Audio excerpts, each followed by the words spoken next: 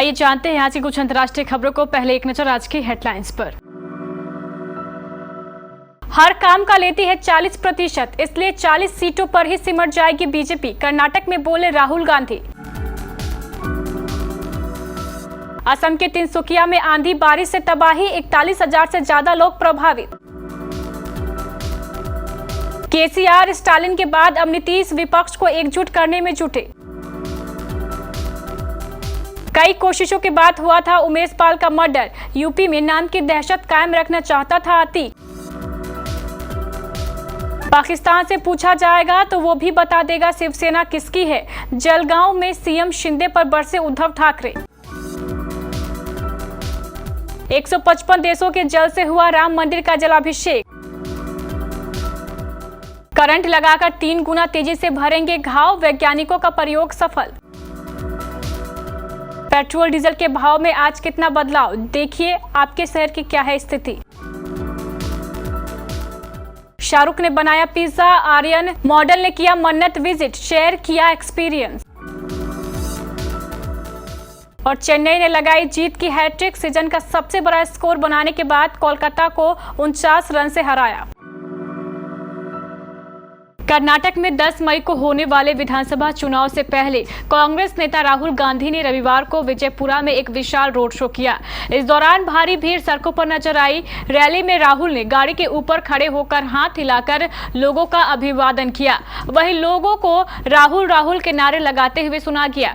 Rally के दौरान राहुल गांधी ने जमकर बीजेपी पर भी निशाना साधा और कहा कि बीजेपी सबसे भ्रष्ट सरकार है, इसमें हर काम के लिए 40% कमीशन लिया जाता है। उन्होंने कहा है कि कुछ दिनों में कर्नाटक में चुनाव होने वाले हैं। हमें याद रखना चाहिए कि लोकतंत्र के विचार की शिक्षा बसवना जी ने दी थी। हमारे संविधान, संसद और लोकतंत्र में बसवना जी के विचार है।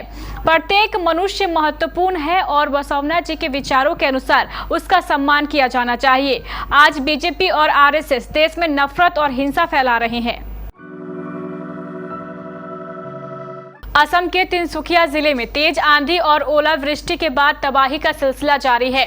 इस आपदा के कारण अब तक 41,000 से ज्यादा लोग प्रभावित हो चुके हैं। वहीं 2 लोगों की मौत हो चुकी है। आज 24 अप्रैल जिले के सभी स्कूलों और कॉलेजों को बंद रखने का आदेश दिया है। तिनसुकिया जिले के उपायुक्त ने कहा है कि शनिवार और रविवार की शाम हुई तेज आंधी और ओलावृष्टि को देखते हुए सुरक्षा के लिहाज से 24 अप्रैल स्कूल कॉलेज बंद रहेंगे। तिनसुकिया जिले के उपायुक्त स्वप्निल पॉल ने एजेंसी को बताया है कि जिले के डुमडुमा इलाके में भीषण तूफान आने पर 2 लोगों की मौत हो गई। जिला प्रशासन के मुताबिक तेज आंधी और ओलावृष्टि से 54 गांवों के लोग प्रभावित हुए हैं। 2024 में होने जा रहे लोकसभा चुनाव से पहले विपक्ष को एकजुट करने की कवायद जारी है। कभी एनसीपी चीफ शरद पवार, कभी तेलंगाना के सीएम और बीआरएस प्रमुख केसीआर, तो कभी तमिलनाडु के मुख्यमंत्री और डीएमके नेता एमके स्टालिन इसके लिए मशक्कत करते हुए नजर आते हैं। बिहार के मुख्यमंत्री नीतीश कुमार भी इसी राह पर आगे बढ़ते हुए नजर आ रहे हैं। उन्होंने एक ही दिन सपा प्रमुख और यूपी के पूर्व सीएम अखिलेश यादव के साथ साथ पश्चिम बंगाल के सीएम और टीएमसी चीफ ममता बनर्जी से मुलाकात करने की योजना बनाकर सियासी खलबली मचा दी है। प्रयागराज के उमेश पाल हत्याकांड मामले में बड़ा खुलासा हुआ है। एक रिपोर्ट के अनुसार कुछ बड़ी जानकारियां हाथ लगी है। दरअसल माफिया डॉन अतीक अहमद का दिन प्रतिदिन यूपी में दबदबा और रसूख खत्म हो रहा था और उस पर आम लोग भी एफआईआर दर्ज करा रहे थे। ऐसे में विधायक राजू पाल हत्याकांड के मुख्य गवाह उमेश पाल की हत्या के जरिए अतीक यूपी में फिर से अपने नाम की दहशत फैलाना चाहता था और अतीक ने इसके लिए कई प्रयास किए, लेकिन वो सफल नहीं हो रहा था। दरअसल पुलिस जांच में यह खुलासा हुआ है कि अतीक अहमद ने G20 समिट के दौरान उमेश पाल की हत्या की साजिश रची थी, लेकिन उस दौरान भारी सुरक्षा व्यवस्था देखकर कुछ शूटरों ने इसके लिए मना कर दिया। अतीक अहमद और अशरफ ने फिर दूसरा प्लान प्रयागराज कचहरी के बाहर हत्या करने का बनाया था, लेकिन अधिक भीड़ और मीडिया होने के चलते वह प्लान भी फेल हो गया।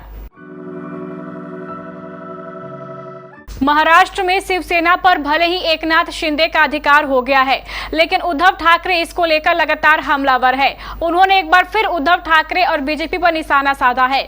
जलगांव में एक कार्यक्रम में शामिल हुए उद्धव ठाकरे ने सभा को संबोधित किया। इसमें उन्होंने कहा है कि जलगांव में जो माहौल है उससे यह पता चल गया कि असली शिवसेना कौन है। उद्धव ने कहा कि अगर पाकिस्तान से भी पूछा जाएगा वो भी बता देगा शिवसेना कौन है, लेकिन हमारे इधर कई लोगों को मोतियाबिंद हो गया है, चुनाव आयोग को भी मोतियाबिंद हो गया है। शिवसेना किसकी है यह चुनाव आयोग को समझ नहीं आता है। कुछ लोगों को लगा है कि वही शिवसेना है। दिल्ली स्टडी ग्रुप अध्यक्ष व पूर्व विधायक डॉक्टर विजय जॉली के नेतृत्व में दुनिया के 7 महाद्वीपों के 155 देशों के पवित्र जल से कल राम मंदिर जलाभिषेक कार्यक्रम अयोध्या जी में संपन्न हुआ। इस कार्यक्रम में 40 से अधिक देशों के प्रवासी भारतीयों ने बढ़ चढ़कर भाग लिया। जय श्री राम के नारों के बीच अनेक देशों के राजदूत व राजनयिक भी इस भव्य कार्यक्रम में उपस्थित रहे। Fiji, Mongolia, Denmark, Bhutan, Romania, Haiti, Greece, Comoros, Cambodia, Montenegro, Tuvalu, Albania और तिब्बत आदि देशों के राजनयिकों ने मर्यादा पुरुषोत्तम भगवान राम के इस ऐतिहासिक जलाभिषेक कार्यक्रम में भाग लिया। वैज्ञानिकों ने एक खास तरह की बायोपिच बनाई है जो घावों को सामान्य से 3 गुना तेजी से ठीक करने के लिए बिजली का इस्तेमाल करती है। इलेक्ट्रिक फील्ड त्वचा की कोशिकाओं की गतिविधियों को चोट की तरफ धकेलकर उन्हें गाइड कर सकते हैं। वास्तव में मानव शरीर एक ऐसा इलेक्ट्रिक फील्ड उत्पन्न करता है जो स्वाभाविक तौर पर ऐसा करता है। इसलिए जर्मनी की फ्रीबर्ग यूनिवर्सिटी के शोधकर्ताओं ने इस प्रभाव को बढ़ाने के बारे में सोचा। ऐसा नहीं है कि ये चमत्कारी रूप से गंभीर चोटों को ठीक कर देगा, बल्कि यह छोटे घावों को ठीक होने में लगने वाले समय को कम कर सकता है। जिन लोगों के घाव पुराने हैं या फिर जिन्हें ठीक होने में लंबा समय लगता है, जैसे कि बुजुर्ग लोगों में या डायबिटीज के मरीजों में, उनके खुले कट जल्दी भर सकते हैं। भारतीय तेल कंपनियों द्वारा रोज सुबह 6 बजे पेट्रोल और डीजल के लेटेस्ट रेट अपडेट किए जाते हैं। अंतर्राष्ट्रीय बाजार में कच्चे तेल की कीमतों के आधार पर ऑयल मार्केटिंग कंपनियां रोज पेट्रोल और डीजल के दाम तय करती है। हालांकि देश में लंबे समय से तेल की कीमतें स्थिर है। राज्य स्तर पर लगने वाले टैक्स के कारण विभिन्न शहरों में तेल के भाव अलग होते हैं। दिल्ली में पेट्रोल की कीमत 96 रुपये 72 पैसे और डीजल का भाव 89 रुपये 62 पैसे प्रति लीटर पर स्थिर है। कैसा लगेगा अगर आपको एक बार शाहरुख खान के मन्नत जाने का मौका मिल जाए? अच्छा लगेगा ना? कुछ ऐसा ही एक्सपीरियंस मॉडल नवप्रीत कौर का रहा। मॉडल ने सोशल मीडिया पोस्ट के जरिए फैंस को मन्नत की इनसाइड डिटेल दी। उन्होंने शाहरुख खान और उनकी फैमिली के साथ बिताए कुछ पलों को बयां किया। साथ ही खुद की सेल्फी शाहरुख खान के साथ पोस्ट की है। शाहरुख से मिलने का सपना नवप्रीत का पूरा हुआ। शाहरुख नवप्रीत के होस्ट बने थे। इंस्टाग्राम पर मॉडल ने बताया कि शाहरुख उनके परिवार से मिलने और मन्नत जाने का दिन उनकी लाइफ का सबसे बेस्ट दिन रहा।